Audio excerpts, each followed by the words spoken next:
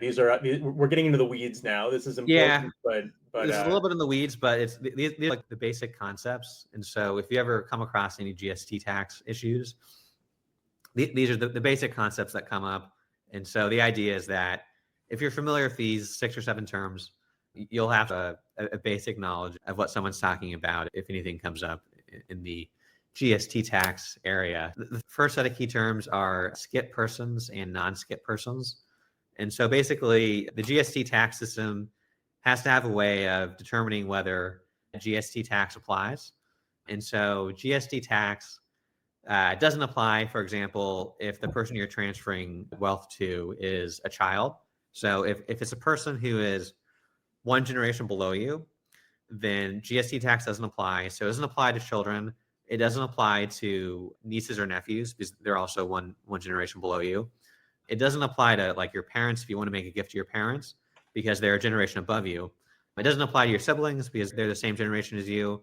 It doesn't apply to your cousins. It applies to friends only if they're more than 37 and a half years younger than you, but otherwise it doesn't apply to friends. How does it apply to constructed families, stepchildren, and things like that? Yeah, so generally it won't apply to stepchildren. So the answer is generally it won't apply to stepchildren. And it also doesn't apply to spouses who are more than 37 and a half years younger than you, as long as you're married. It does apply to girlfriends who are more than 37 and a half years younger than you. Maybe more common. Which is an issue for some people. But so basically, if it doesn't apply to somebody, that person is considered a non-skip person. If it does apply to somebody, that person is considered a skip person. And so the most common skip people are grandchildren, but anyone who is not related to you and more than 37 and a half years younger than you is also a skip person. And like your sister's grandchildren would also be skip persons. Basically anyone who's 2 generations or more below you. In the kind of normal way you draw a family tree. Yeah. It's pretty intuitive the way it ends up working out. So if you just remember two generations or more below is a skip person, then that'll basically get you to the right answer. Yep. Okay, so inclusion ratio, this is just a term saying, so most trusts are either fully GST exempt or fully non-exempt. If a trust is fully non-exempt, that means the inclusion ratio is 1, which means 100% of the trust is going to be subject to GST tax in the future. If the trust is fully exempt, that means the inclusion ratio is 0, which means none of it is included in the GST tax system. But some trusts wind up with what are called mixed inclusion ratios, which are an inclusion ratio between 0 and 1. So for example, if your inclusion ratio is 0.5, that means that half of the assets are going to be subject to GST tax, which means that essentially there's a 20% tax rate on distributions from the trust because it's 40% divided by 2, essentially 20% effective tax rate. So that's the inclusion ratio. Automatic allocation is this idea that GST exemption is automatically allocated when you make gifts to the vast majority of so-called dynasty trusts, which are meant to last for a long time. And so it used to be that if you wanted to allocate GST exemption to a trust, you had to check a box on your gift tax return.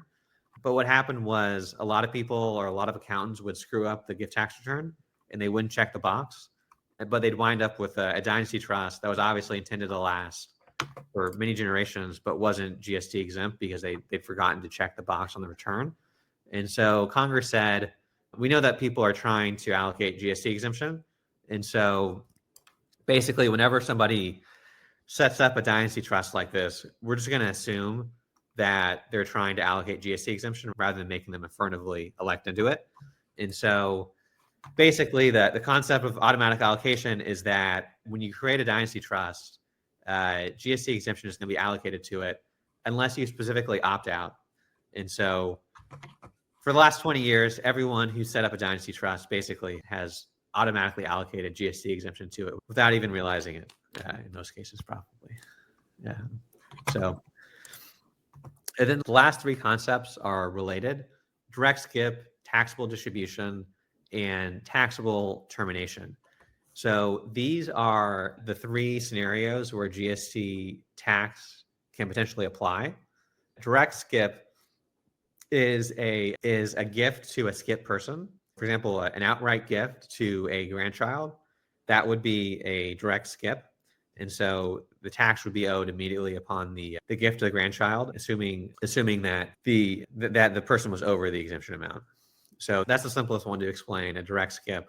What happens a lot of times is people make gifts to trusts, and the trusts themselves have beneficiaries who are both non-skip persons and skip persons, in which case, while it's possible that the assets will be distributed to a skip person in the future, it's also possible that everything will come out to non-skip persons. And so what happens is those trusts occupy a sort of a no man's land where they're like potentially subject to GST tax in the future, but not immediately subject to GST tax. And so there are two ways that those trusts wind up being subject to GST tax. Option one is a taxable distribution, which is just a distribution to a grandchild that triggers a 40% tax. Option two is a taxable termination, which is just when a trust is completely terminated, no longer exists, and whatever's left over passes to skip persons like grandchildren. So anyways, direct skips, taxable distributions, taxable terminations are the three potential scenarios where GST tax can be applied. Peter, at the risk of prolonging the technical side of things, a quick question about strategy. We'll get to the real strategy in a second, but thinking about skip persons and direct skips and taxable distributions, when advisors and their clients are thinking about this, or lawyers and their clients are thinking about this, Valor and our clients, when you're thinking about this with people, does it make sense to let the tail wag the dog and like plan to gift to only the next generation first to kick the can down the road? If I could gift outright to my kids or to a trust with only my kids as the beneficiaries and let them then deal with it down the road, is that a tactic that can make sense, or does that? It almost never makes sense.